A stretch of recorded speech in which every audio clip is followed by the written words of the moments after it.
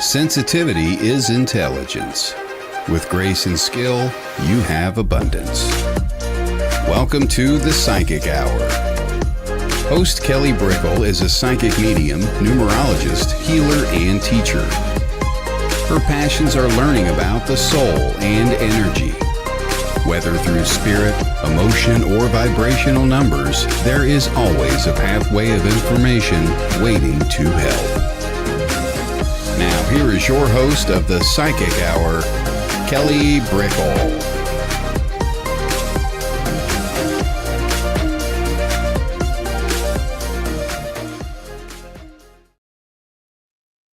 Hello, everybody. Hello. Jumping around a bit with the pictures.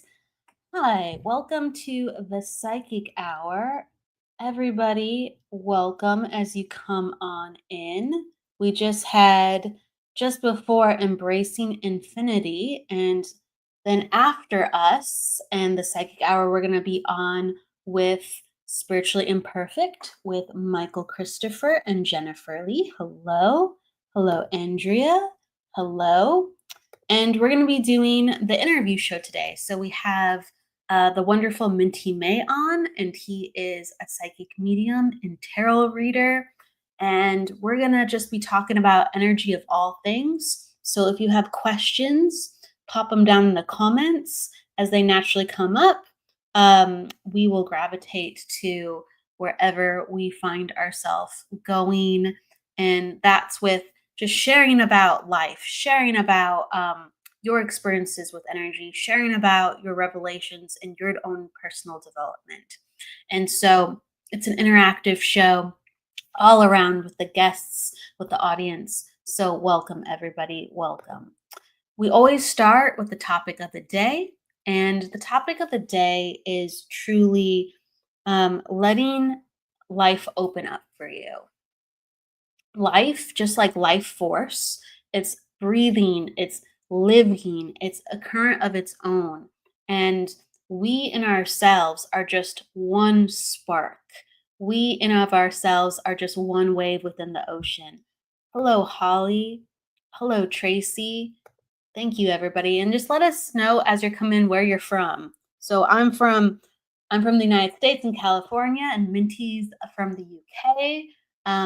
We truly have an international audience, so I always love hearing everybody when they come on in where they're from. So just as we are a wave or a drop in the ocean, we are just one little part of the ultimate current of the universe, of consciousness, of how we're all connected. And there's all these geometric pushes and pulls and entanglements and alignments of energy. But really, what happens is everything is going in momentum. So when we build our own, even if it's a tiny bit, we start to actually find ourselves in the bigger momentum. As long as we go, I'm going to go forward, I'm going to move my energy, I'm going to trust, and I'm going to believe. And what happens is our sway then starts to fall in sync with the bigger sway. And we find ourselves despondent sometimes because we're out of alignment.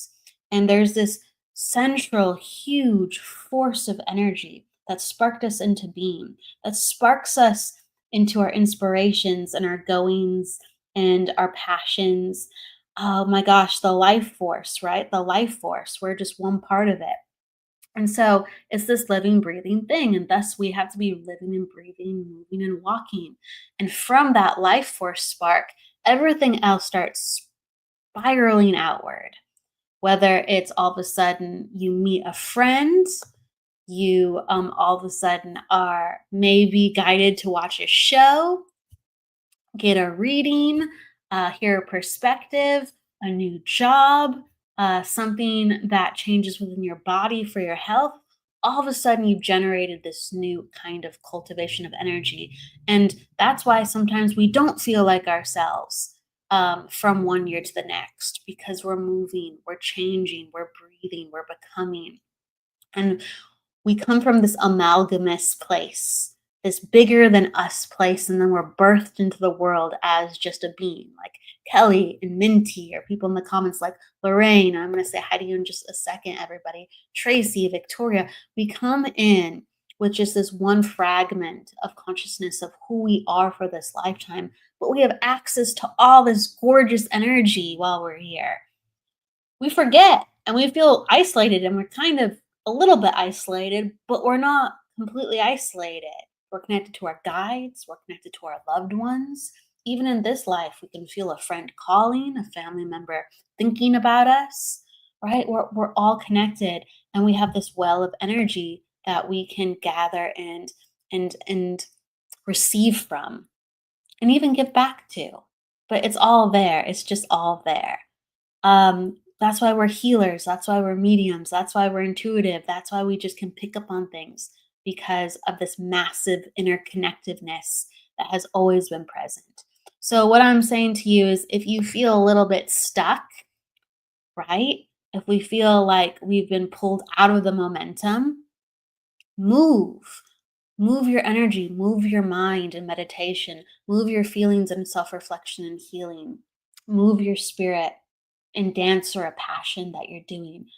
We are naturally meant to move energy. Think about it. The universe is always expanding from a scientific level and from a consciousness level.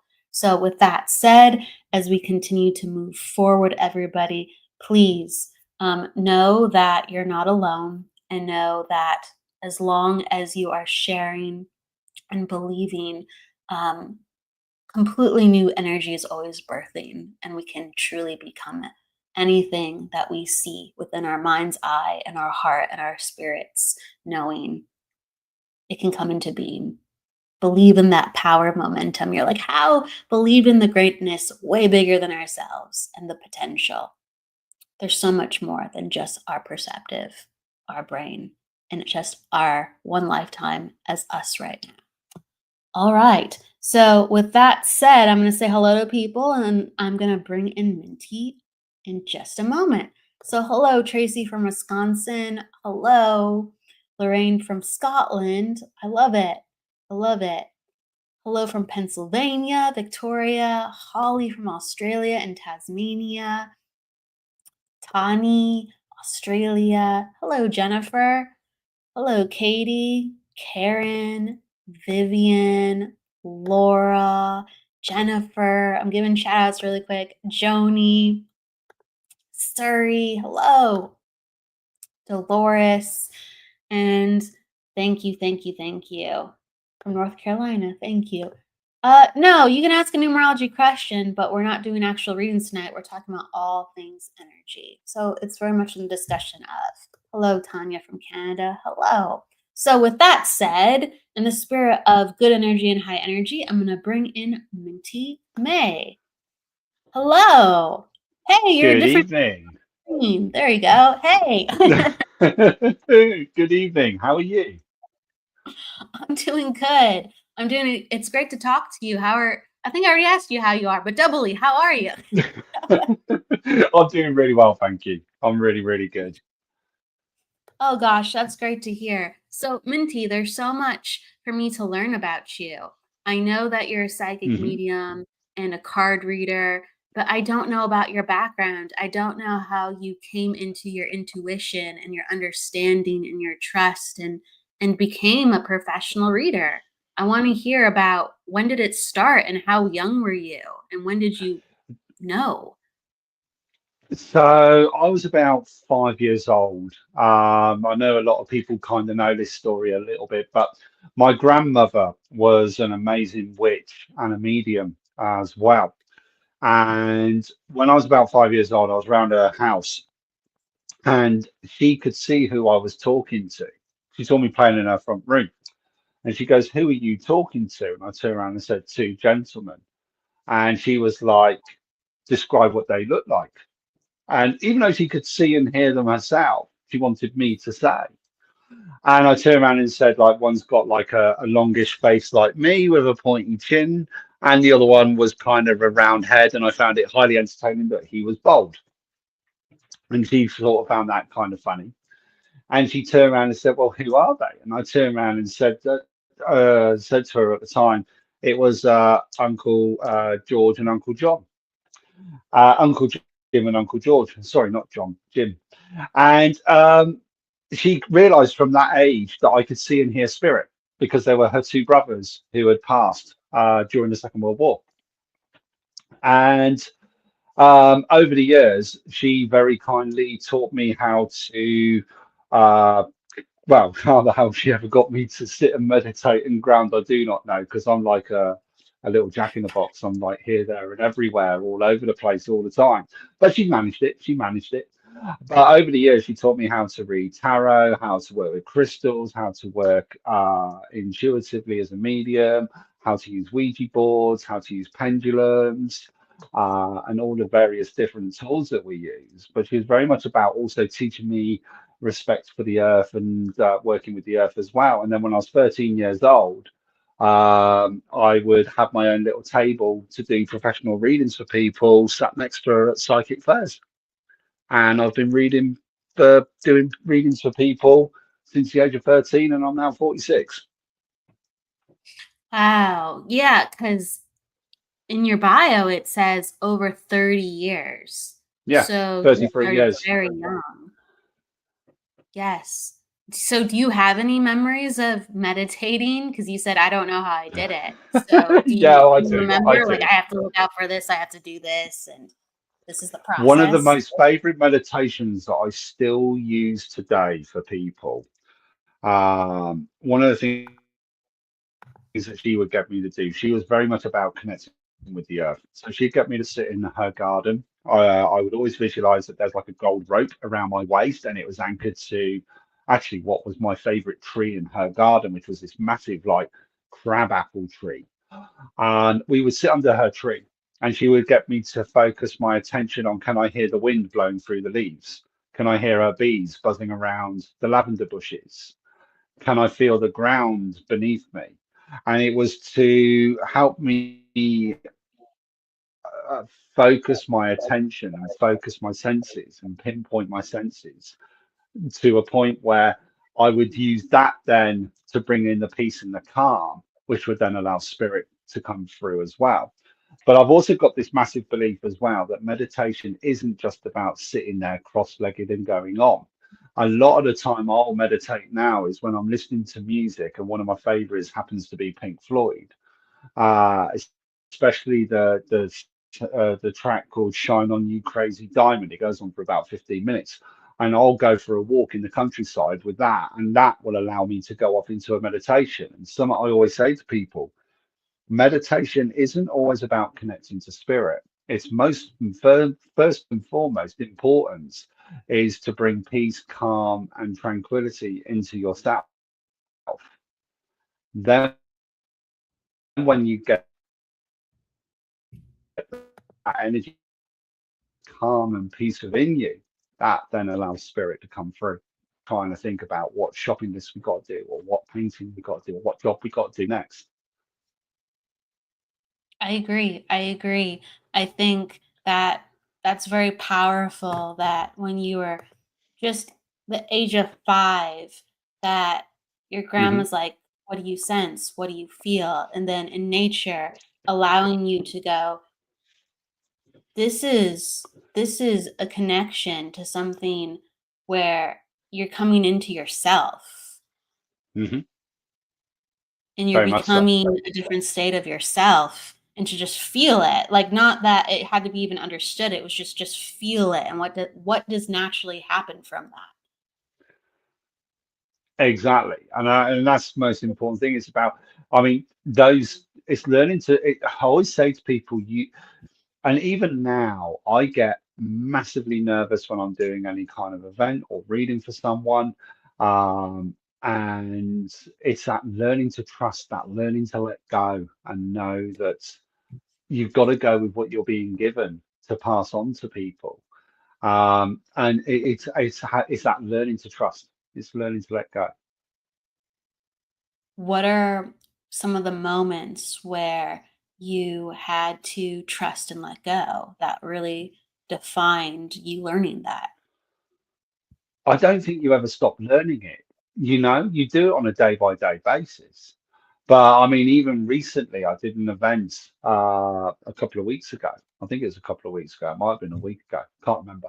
But I had to learn to trust and let go during that event because I've got 15, 20 people turned up, and they're all like staring at me, and I'm stood in front of them going, you know, you got to learn to let go and trust to be able to deliver the message that you're delivering to people. But it's the same as when you're seeing someone on a one-to-one level. You've got to learn to trust and let go. So, it's something we do on a day-to-day basis. It's not something that you pick up and drop.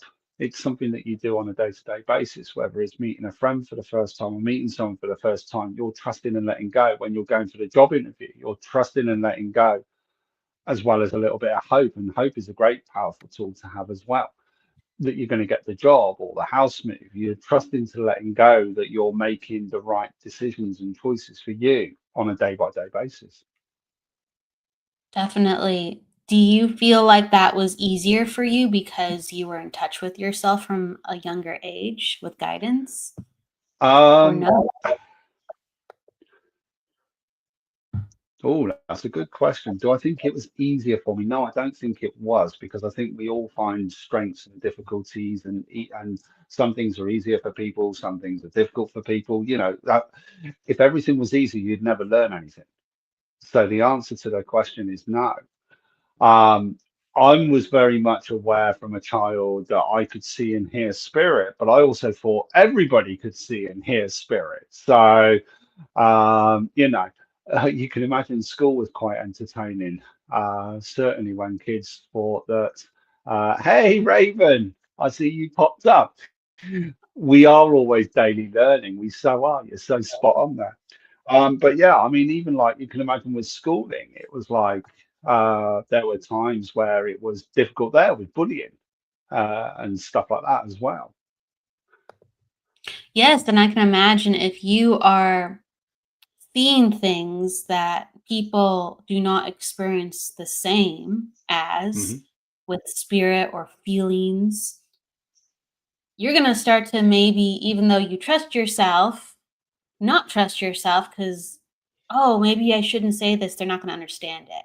They're not going to Well, understand this it. is where I was extremely fortunate, because I had a grandmother that really did take me under her wing, and really, True. I spent the majority of my time. I mean, I was extremely lucky in the sense of my grandmother, who was, like I say, an amazing medium herself and a fantastic witch. And she very much took me under her wing and very much nurtured and cared for us in the sense. I mean, I have more. I still to this day have more of a connection with her than anyone else in my family. I mean, I even had, so my mum was my grandmother's daughter, and my mum, even at one point or numerous times growing up, tried to stop me having contact with my grandmother because she didn't want me to go down this line of work. So Wow. it wasn't Wow. just battles in the outside of the family. There were battles going on inside of the family as well. The inside. So you had your grandma as a guiding force. Did you Hmm. have any friends that encouraged you with what you could sense? No, not really. No, it was mainly me and my grandmother, to be perfectly fair. It Yeah. wasn't until I got older when I started hitting around 18, 19, 20. Then I had friendships that would found out I do what I do, and then they would be encouraging in that way as well. And then as That's time good. has gone on from that age, there has obviously been more and more friendships and connections made where people are supportive of what I do.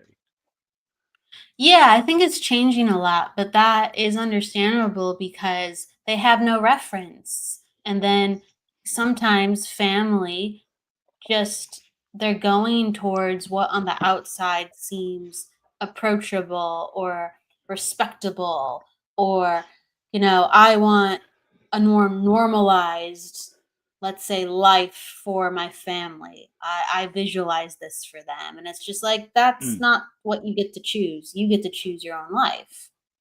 of course, of course. The thing with my family is the majority of them are extremely selfish and would rather sell each other for a quid or a dollar. So they're not exactly the most pleasant people that you would particularly want in your life, because they're very egotistical. very, very self-absorbed and very, very much on a greed, and they care more about money than they do anything else. And that's definitely not this line of work completely, that's for No, sure. exactly. Exactly.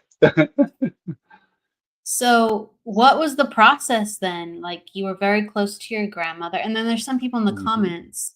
Um, People are saying, "Funny how close connections and families skip one generation."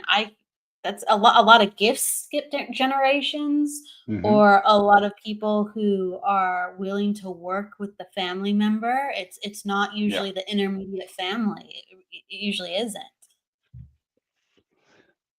And, um, there was another comment. Someone was coming in and saying thank you.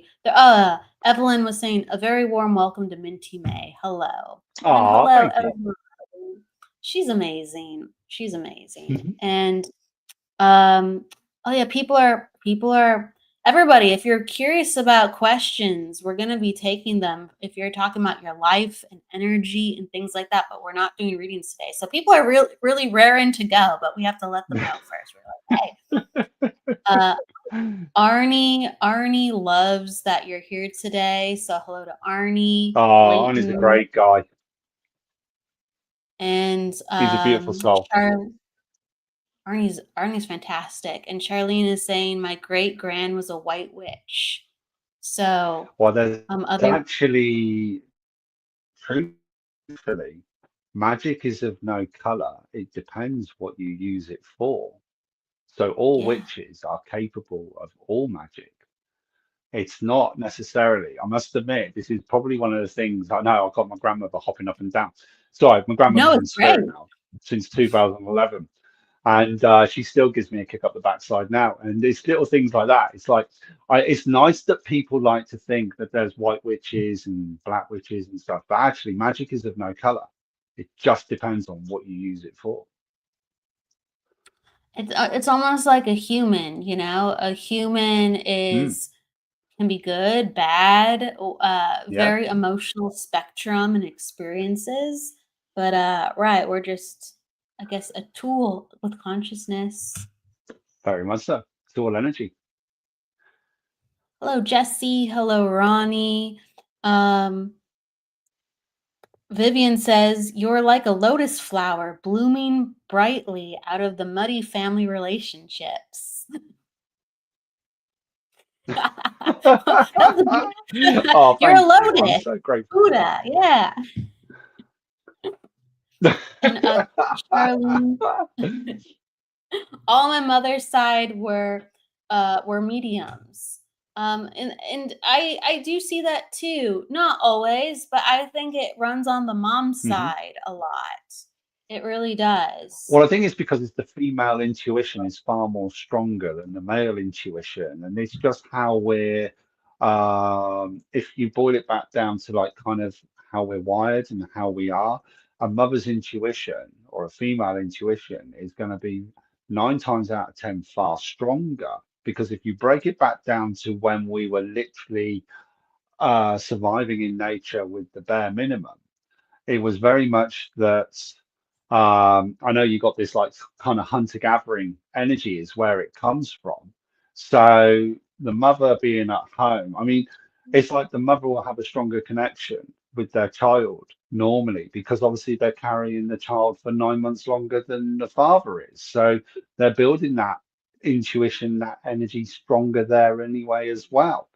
Whereas with the male side, it's very much they needed to be much more logical and in that sense. And there is a balance between intuition and logic at the same time, and it's about getting that balance right. But it was one of those where because they were deemed to be the ones going out hunting and all the rest of it, they needed to be able, but their intuition worked in a different way. Because if you think about it, when a group of blokes were going out, say, to do the hunting, they each had to know their place. They each had to know what the other person was going to be doing, because otherwise it would all fail. So they got their own form of intuition going on there, their own level of intuition. Whereas the women has got, and I think this is where we do differ sometimes. Well, everybody's different. Everybody works so differently. We're all unique. We're all individual. but it is the energy flow in working in different ways. Yes, I do believe that. And I feel that sometimes the mother side, since they have to nurture the children and the babies, they're just the Hmm. family's around a little bit more. So it's almost like Yep. it runs in all families, but you get sometimes a chance to see it more on the mother side because they're around a little bit more.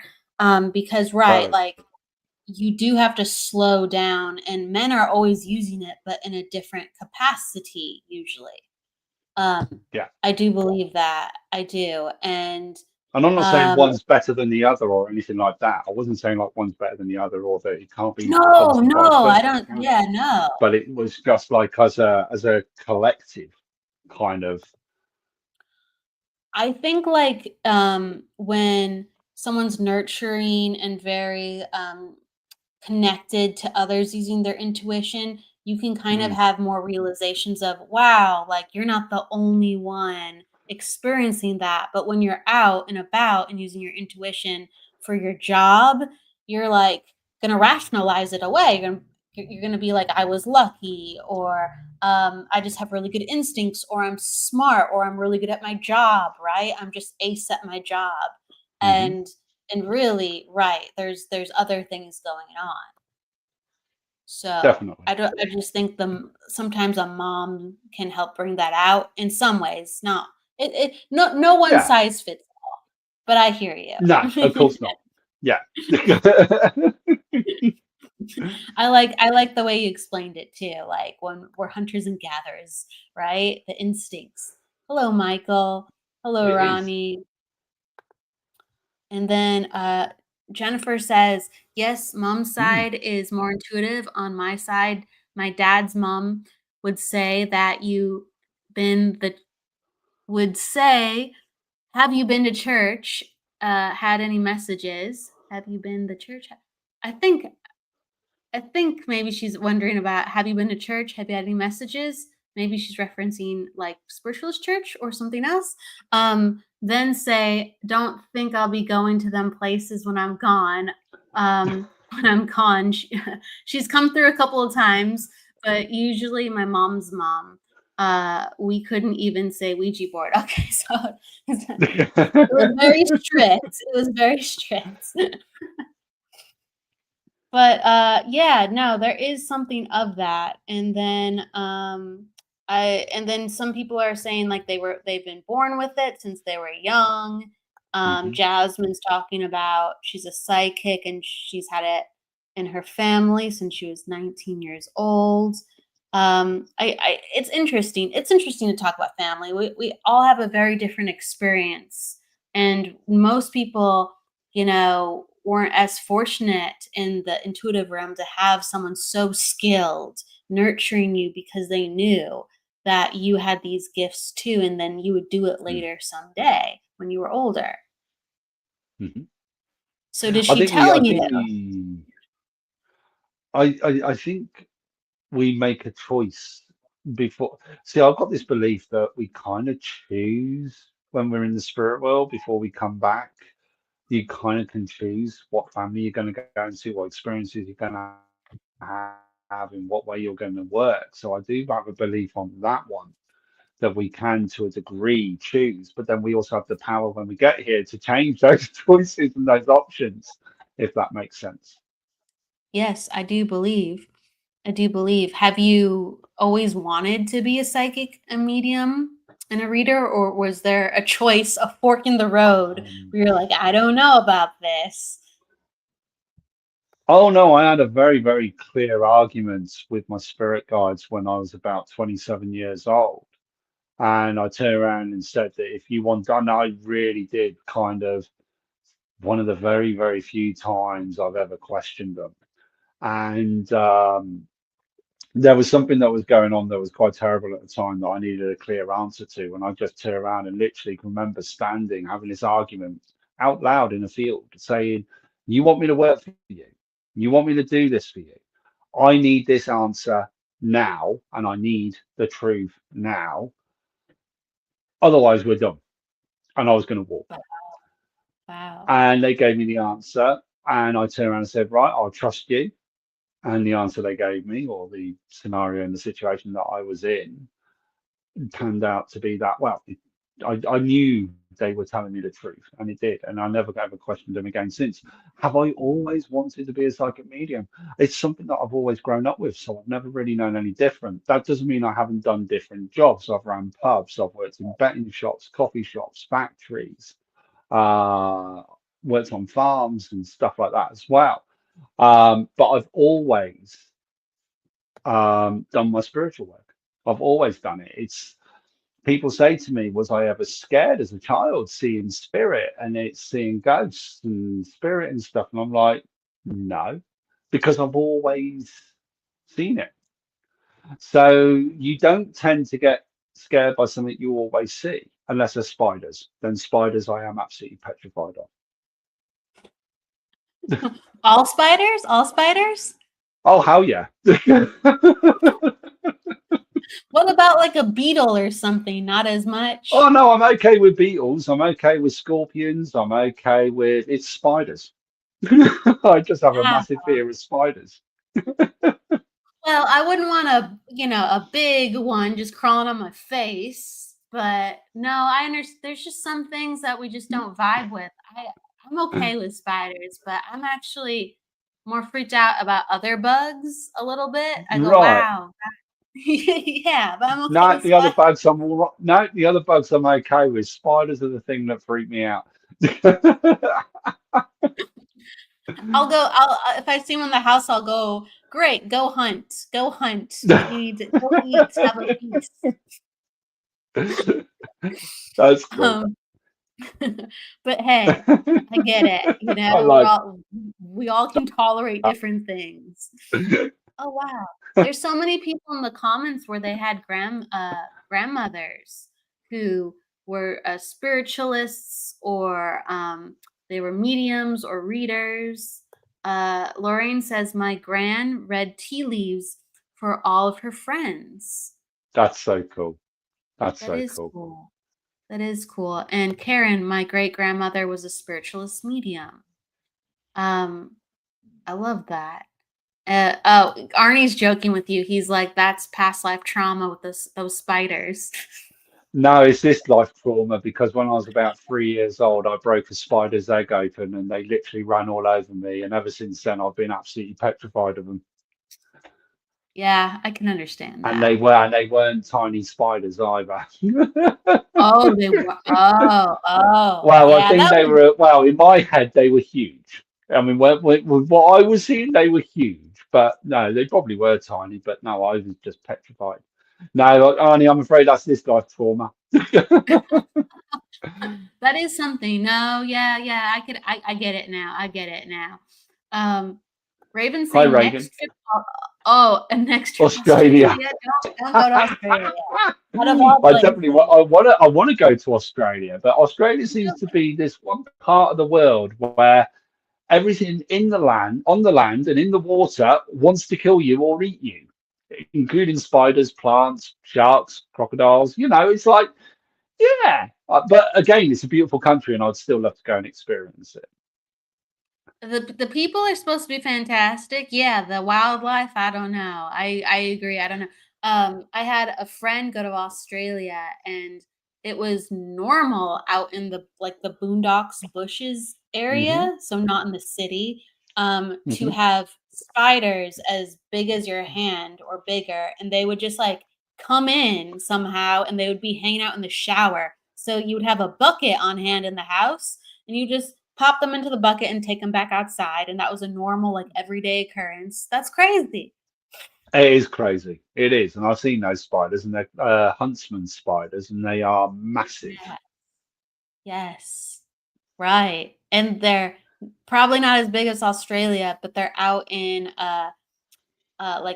Kentucky and in the more foresty rural areas of the Hmm. Midwest. You can have even those big huntsman spiders too. Yeah. So next time you go to the United States, watch out, Minty. And I say that with like good luck in mind. Oh When no, you're I walking through found the a brown. When I was over there, I saw a brown recluse spider that I very very quickly I managed to get rid of.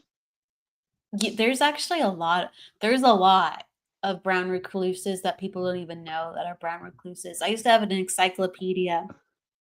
And I'd go, look, everybody, we actually have brown recluses in the house. And they're like, that's not the same thing. I'm like, yes, it is. You're just so used to it, you don't think it. They're Exactly. everywhere. And They're those everywhere. and those things are bloody horrible. Yes, so protection from spider bites for everyone, please, and good luck. Exactly. Oh my gosh. So, oh gosh, and people are saying snakes, and yeah, hey, it's all like woof. Oh, I love snakes. Lynn, No, I I love absolutely love snakes too. snakes. I don't Yeah, I have no issues let with snakes or reptiles. Yes, I'm okay with reptiles and snakes and all that stuff too. I usually save spiders and escort them outside. I warn them that if they don't cooperate, they will go through a speed transition. Oh gosh. Oh gosh. So they have to be nice to get the ticket out. I love that. Your spider has to have I manners. do like that. That's fantastic though. But I do think like kind of people are sharing about like the mediumship connection. I do think sometimes it does run in the family, but I do Oh, it think does. that everyone has the access to this gift, but everyone's going to use it in different ways and in different form. Like we're all Of course. intuitive. Yeah. Yes. We're all Yes. born with that connection to spirit. It's are you still Reagan? tea. No. She obviously knows my story about the tea leaves. What's the story? What's the tea leaf Okay, story? so one of the things that my grandmother tried to teach me when I was about 8 or 9 was to read tea leaves. Now, bearing in mind, her mum could read tea leaves, her mum and so forth, all the women in the family, tea leaves. It's back up on the screen because hopefully you can still hear me. I am not sure. Yes. It's like lingering a little bit, but we can hear you. Yeah. Just waiting to. Can you hear me? Yes. Oh, you can still hear me. Yes. Right, gotcha. That's cool. So I can't even stand tea. I hate tea. It's horrible. I'm a coffee drinker. But my grandmother decided that she was saying to me this one day, I was about 8 or 9 years old. She's like, we're going to teach you how to read tea leaves. And I was like, Gran, no, I'm not doing tea leaves. And she was like, my mum did it, her mum did it, and so forth and so forth. So she's made this tea, she's made me drink it. She's got me to turn the cup over, turn it round 3 times, and then she turns around and says, right, I want you to pick the cup up and tell me what you see. Expecting, come on, tea is splodges of tea. And she went, don't be stupid, what do you see? I said, seriously, Grant, all I see is tea. What the hell am I supposed to be looking at? The only time she ever kind of got angry, even though she never really got rid of this one about that. And even to, and I hope you guys can still hear me okay. So I'm not sure if it's my internet or there we go. There we go. So yeah, no, and to this day I still can't read tea leaves. I can't stand tea. Okay, so it broke up right at the end of the story. So she was telling you what do you see, and then what happened? Oh, she was asking me what did I and looked at her when without missing a beat said just tea. I said, all I see is tea. And she's like, what do you mean all you see is tea? I was like, Gran, seriously, I can't read tea leaves. All I'm seeing is tea. So, and she still now to this day winds me up. And if if I go to an evening of mediumship or something, because I like seeing how others work, I think it's brilliant. And if she comes through, that normally the first thing they'll mention is, why is this lady talking to me about tea? And I'm like, seriously, Gran, how many years now? I'm not reading tea leaves. It ain't happening. I'm not doing it. So that's what the story of the tea leaves are. I've never tried to read tea leaves. Right, or coffee grounds. It's a little foreign to me too. But like one time, Mm, I was talking to a fellow medium because I was asking about the concept, and he's like, "Oh, you can read anything," and I'm just like, "Oh yeah." And so he takes up his glass of beer, and it was a clear glass, and then he's hmm just like, "Okay, now," and he just like held it for a second. He's like, "You're gonna tell me something about my life, and I'm gonna tell you something about your life, and we're gonna use like how the trace of the beer foam is on the glass to talk about Yeah. your life and my life." And I thought that was really interesting. Now, I've again, have not applied that or even tried with leaves or coffee grounds, but, it created, like, a little trail so you could, like, see the dips in somebody's life, and I thought that was rather fascinating.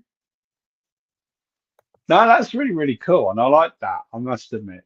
And I mean, one of the other things that my grandmother also told me to do was like psychometry. So it's like when I take hold of a person's object, it helps me link in with their energy and helps bring loved ones closer as well. If they've brought, like, say, a loved one's ring or a watch or something like that. That's beautiful, like, so, psychometry is something that I don't excel at. I do not. Hmm But I'm curious, when you hold the object, does it just enhance the other senses, or does something more happen for you when you hold that object? I think I don't necessarily differentiate with anything that I use in the way that I work. It's like someone said to me, "How do I do what I do?" And I politely turned around to him and said, "I'm either a schizophrenic and not bad at guessing, or I've got voices in me head and I'm a crazy person." And I said, probably all of those elements there's elements in all of those that are probably true. But I always describe it like it's literally all your senses are firing off at a million miles an hour. And it's like I'll get images, I'll get sounds, I'll get feelings, I get emotions, I get visualization. It's like it's all smashing together, and then I've got to deliver that into a message. And that's kind of the easiest way of describing it. But I think it's like when anyone comes to me for a reading, if they see me in person, two reasons why I get them to shuffle the cards. One, I want their energy in the cards. Secondly, I do enough shuffling of the cards, it's their turn. But then if I'm doing a reading online, I've got the person in front of me. So I'm shuffling the cards with that intention of connecting with that person. So what it is, it's more about whether you're taking an object from someone, whether they're shuffling the cards or they've picked a crystal, you're still reading and linking in with their energy. I agree with that. I agree with that. I think it's fantastic how it's so um, rich for you. You said it all comes crashing in, and you just make sense and sort of it. People are commenting on the leaves for a second, and they're just I'm just acknowledge a lot of people are saying they see so much in a tea like Lorraine, and what a lovely day. And let's see what I love this. What a lovely day says they form from the heat and they swirl into an image like a Chinese brushstroke images. It really, it's really neat. I love Mm, that. I love that. I love how, yeah, I want to hear about the formation of exactly.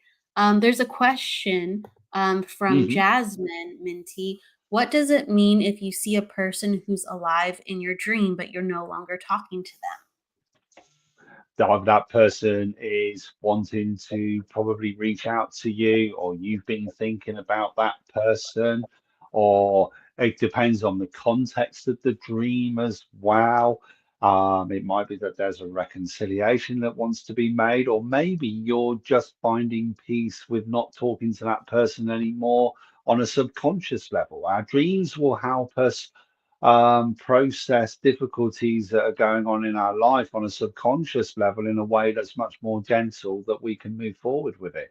So the question is too open. It needs to be much more about what context was it in what purpose was that person in your dream. It can also then have relevance on whether how your friendship or you're not talking anymore is going on, or what was the reasons for you um, not being in contact, so to speak. There's too many other factors that's going on in there, but those are a very, very basic and broad aspect of what that could possibly mean for you in your dream. She's saying we ended toxic friends, toxic friendship. But I do think, you mentioned a reconciliation or a sense of peace to yourself. Yeah. Sometimes if you cannot see a person in the living right in front of you, there's so many things maybe you want to say. They could be good, they could be bad, but something's not at peace. And so your mind and also the energy that you share, because there's a reason you went through that process with that friend, even if it ended poorly.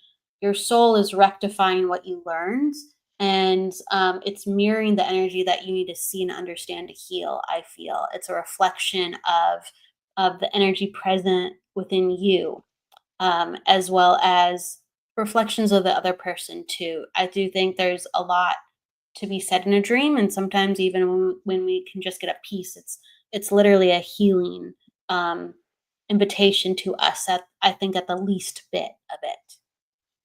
It can be a form of closure as well. Yeah, absolutely healing through You know, closure. I totally agree.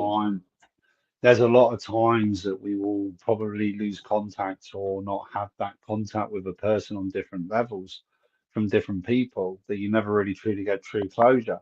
So dreams can help us achieve those closures that we kind of need. Yeah, I think we need to have that closure that sometimes human experience can't give us because there's ego or there's hurt or there's pain or there's misunderstanding.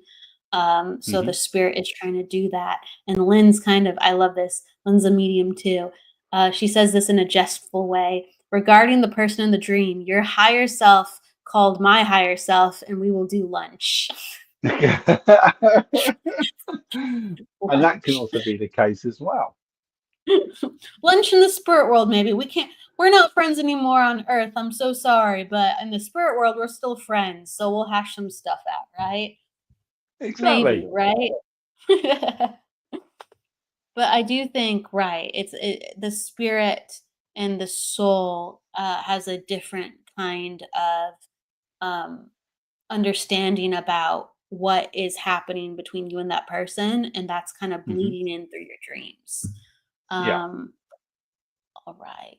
So there was another, I love this. So Paul was saying sometimes what you dream happens in life. So have you had premonitions? Like, I would love to hear about your experiences, Minty. You got premonitions, you got deja vu, experiences of seeing things happening, deja, experiencing things in life, like having a conversation with someone, and it's like you've done it before, but you're trying to place where. So you got the deja vu thing. Premonitions. Well, I do see people's past, present, and future. I mean, when I do the majority of my readings.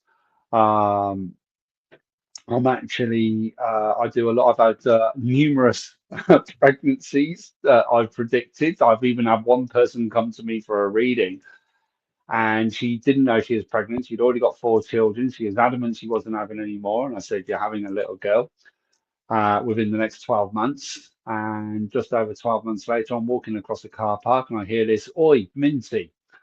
And I happen to turn around and she goes, "This one's yours." I went, "It certainly isn't mine." And she was like, "No, but this is your prediction. I didn't realize I was pregnant, and I was actually 3 weeks pregnant when I came to see you for a reading." Wow. Yeah. Wow. So, okay. All right. Predictions, premonitions. Have you had any Hmm. within your own life too, in a dream, in a thought? It sounds really bad, but yeah, I mean, it's been one of those where I've gone for job interviews and I've known before even walking into the interview if I was going to get the job or not. My guys would help me that way. as one example, um, and it's been things like that, or it'll be that I'm walking down the road and I'll be like getting told you don't need to hurry because the bus is going to wait for you. The bus will be fine. And I will literally turn up at the bus stop just as the bus is actually pulling in, and the bus is actually the one running late, not me. So there's things like that on a day-to-day uh, life kind of thing, or I've predicted when, or the premonition kind of thing. It's like before we have mobile phones, and someone would call you up at home on one of those telephones with a cord stuck to the wall. I know some of us had Yeah, those, but landline. I would Yeah. know.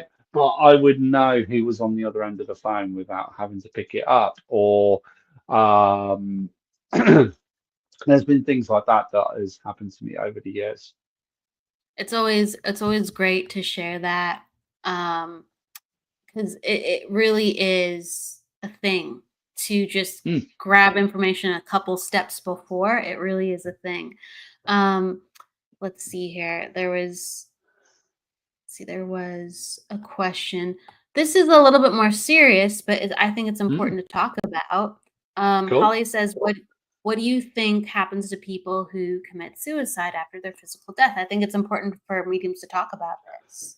I have sadly lost uh, four of my friends through suicide in numerous different ways.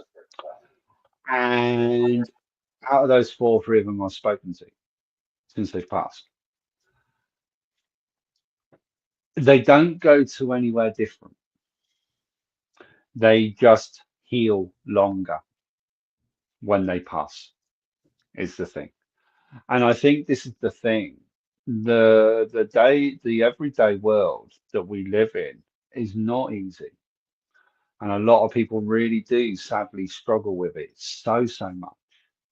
And I think there's more emphasis on people trying to talk now, which is brilliant. I mean, there's not enough funding being given for people to get the right help with mental health. But the emphasis of talking, sharing, not bottling it up, there are people trying to help more so than 20, 30, 40 years ago, you know. And when you do look back on those 20, 30, 40 years ago, I mean, one of my friends, when he came through, he was actually more apologetic for doing what he did. And I'm saying, mate, it's okay. You got nothing to apologize for. You were just in that very dark hole. You couldn't see a way out. It's no one's fault, but you need to find peace within yourself now. And that's the thing. And that's not easy. That's not easy at all. And especially with the line of work that we do. And I can remember a couple of the mothers to the friends of mine that I'd lost.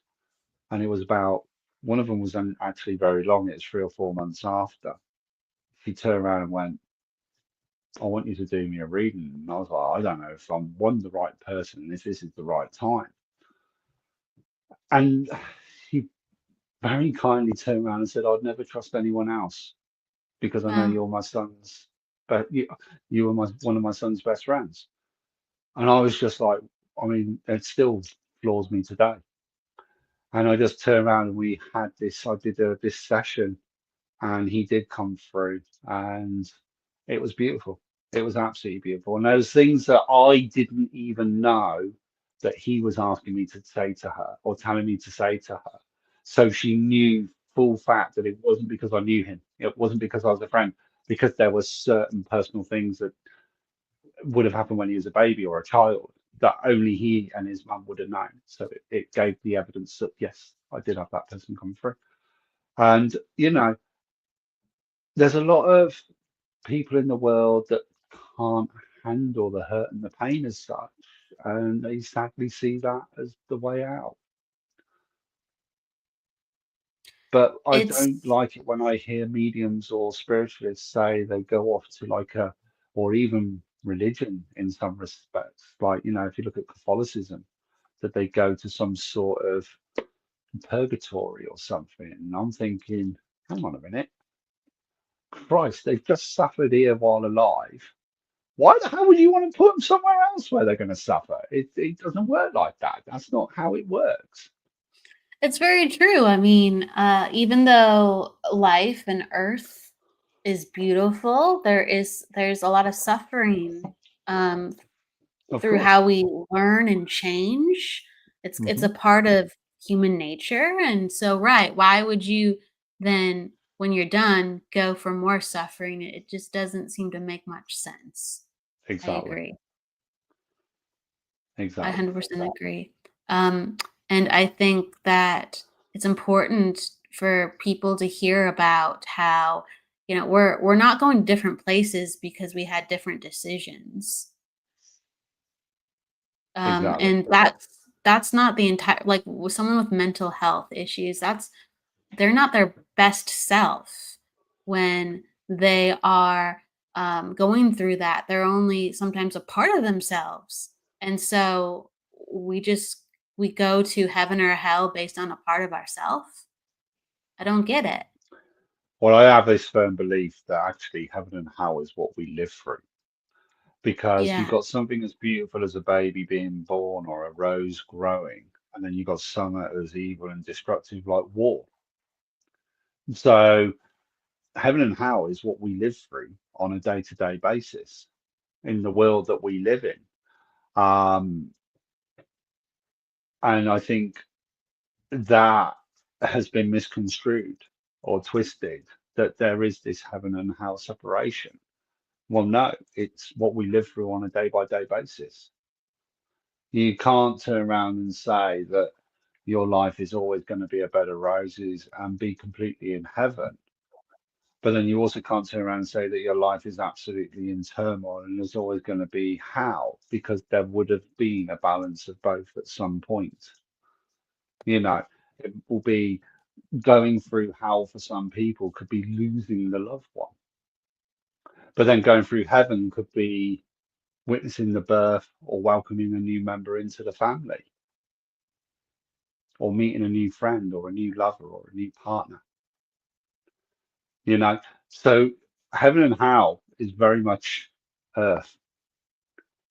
I think that's beautifully put. Yeah, we have these very opposite spectrum occurrences, and one person's life can look completely different than another's with how that plays out. But Hmm. yeah, it seems like when we transition, there's a very different set of circumstances than there is here, and we look at things as black and white, heaven and hell. Hmm. Because we do experience some of these things down here, so understandably so. But right, I love this. I mean, Tracy's talking about, I've seen my grandpa many times after his suicide.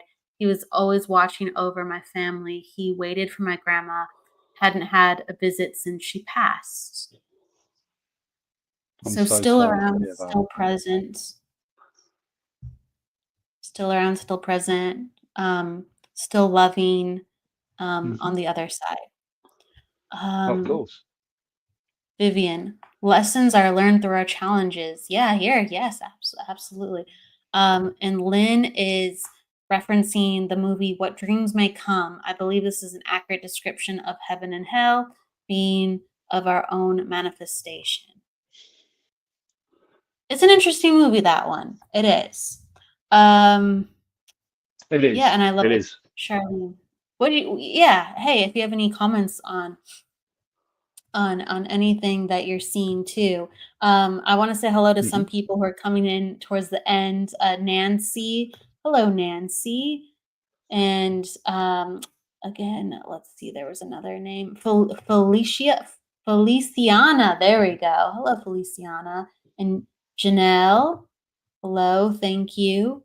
Paul, hello, and Debbie, thank you. Thank you everybody for your comments. Interesting. Being a medium myself, is it normal to forget all the messages that I give? Oh, totally, totally. I think we'd go stir crazy if we remembered every single message that we ever gave.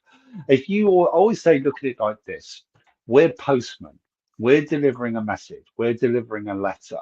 That letter and message isn't meant for us. Now, that doesn't mean that you won't remember parts of readings. There's been many, like I said, I remember the bit where I predicted someone's pregnancy, and then I remember that. But it's like we would have a kind of, I always we'd have like a mental overload. I always say to people, if I remembered every message or every connection that I've ever made, I think I'll be rocking in a corner by now, going a little bit stir crazy. But because the messages aren't meant for us, we're not meant to hold on to them. We're meant to let them go and let them pass on. Of course, there's going to be connections that, like I say, you will make a connection with someone or have a reading. You'll give someone a reading and you'll make those connections and you'll remember pieces. You might even remember a full reading. But no, it's perfectly normal to not remember. And I've got clients that have come to me for 5, 6, 7+ years. Every single time I see them, I'll be like, have I seen you before? And they're like, Minty, I've seen you for about 6 years. I know you never remember. We know you're not being rude, but I genuinely don't. And that's the thing. And the thing is, the nice thing is when they come to me again for a second, third, fourth, fifth time for a reading, they know I'm not remembering the reading. So then they know that when they are coming for a reading, they're going to get a genuine reading or a genuine connection. I do think that's a part of that, and I think that it's interesting because on one hand, you're dealing with energy that's not your own. So they're not Mhm. your memories to even remember. They're just kind of flooding through you and you're talking and you're helping them, right, to communicate to their Yeah. loved one. So it's not even something where you can stick a memory to unless by chance you happen to be a little bit more conscious during the reading. Another thing is I think it's fascinating because a lot of mediums don't remember, but yet we are ones that help people remember. So many Hmm. times when I've received a reading, especially lately, or I'm giving a reading to someone else, they'll go, "Oh yeah, that's right. I haven't thought about that in 20 years." Right? So just memory is a very not normal thing in mediumship. It's not. No, it's not. We're grabbing very different directions, some that have nothing to do with ourselves. Oh my gosh, I love it. Very She's much like, so. "I've been in the since I was 8." That's beautiful. That's beautiful. Minty, so, Mm. we're coming to a close within the show, and I always give the guests the last word. So, is there a saying, a card, something off the cuff that you would just like to share with everybody as a collective or a group? I must admit, I've actually, I'm going to pull a card for the collective as well. I'm going to use the Lightseer's Tarot in just a moment. But something I'm a firm believer of is however difficult life gets, and it can get really difficult, it can get really dark. And, it might be that it's a bad day, week, year, month, a couple of years. It doesn't last forever. Those bad moments don't last forever. And it's not always easy at that moment in time to see that light that comes through. But don't hold it in. Find that person to talk to. And if you don't want to talk, write it down on paper. Find a way of releasing. Get rid of those thoughts, those emotions that are holding you down. And it's not easy. And trust me, I've been to some dark holes where it's really, really not easy. But the other thing to also remember is that life is an adventure. You don't know what is coming tomorrow. So treat every day as a completely brand new start and look at it through the eyes of a child. Look at it through the eyes of a child. That's what you're saying. Look Okay, for you're the back. beauty. Yeah, look through the eyes of a child. Look for the beauty. Look for the positive. It might be that you hear a bird sing. It might be that you hear a couple talking and laughing as they're walking down the street. It might be that the sun is shining. It might be that you've had a surprise text message come through on your phone, and focus on what makes you smile. That's what I want to share. And that's where we then end up sharing love, because love is such a massive expansion, and it's a very, very well used word. But I think love is more not just about the word, it's about the feeling and the intention that you are sending out to others. But remember to love yourself as well. It's equally important. But let me pull you a card for the month, for the rest of the month. And I love this. We've got the Three of Wands. Give yourself time for you. Take time to rest, look and start for the new hobby that you want to do. It might be the new job, a new relationship. It might be um, a new interest that you're wanting to pursue. It might be trying something that you've never tried before, but sign up for something brand new and see what excitement that journey takes you on. I hope that helps. I think it's great. We have to encourage people for the newness, that is a real part of life. We think, oh, I've made it to this point, and I don't have much left, or I've made it to this point and I've already lived life. I already was young once. Yeah, I love your encouragement with the Three of Wands and the youthfulness, eyes of a child. Thank you so much, Minty. I want to know where people can find you too, if they want a reading, if they Of wanted to course. reach out to you. You can find me on Facebook at Minty's Tarot and Mediumship, or you can find me on TikTok at Medium Minty's Psychic Medium 79. Um, be mindful with the TikTok though, because there are a lot of scam. I know I've got a lot of scammer pages, so make sure you find me. But I will be live 7 p.m. UK time on TikTok on Monday the 16th of June. But you can find me through Facebook or Instagram as well. Facebook, Instagram, Minty May, Medium. Is it Minty May Medium or Medium Minty Yeah, May? Just really quick. I can Medium find Minty it May, I think it actually. is. Thank you. I This is should where know I it never remember often. my own stuff. This is where It's I'm Minty May undiagnosed ADHD Medium. because I don't remember a thing. That's it. Minty May Medium. Here, I'm gonna drop it where someone can Oh, thank you, contact Raven. I you. appreciate that.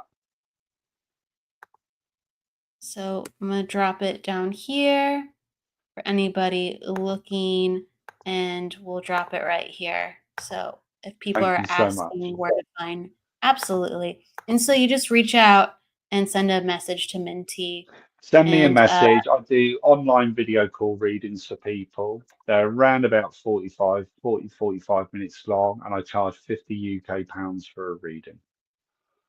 that's very, very fair with all your experience and what you can offer people. That's very generous. And people, reach out to Minty, over 30 years of experience, and he really does come from the heart. And then he's going live on Monday, 8 p.m. UK on TikTok. So find him. Okay, everybody. Thank you so much, Minty May. You're always Thank welcome you. back. I Absolutely. really appreciate you having me on. So thank you so much. Oh, it's a pleasure. It's a pleasure. I got to sit down and talk to you. This is the first time I've sat down and properly talked to you a bit, and it was lovely. It was lovely. So a new friend and all the ones we will meet along the way, everyone, please go with love, light, and luck, and don't forget to live. We have another show coming up in about an hour, Spiritually Imperfect, with Jennifer Lee and Michael Christopher. They are wonderful mediums. They're doing a mediumship-based show. If you want a reading, come by there. Take care, and goodbye, everybody. We'll see you next week. Bye. Bye bye all.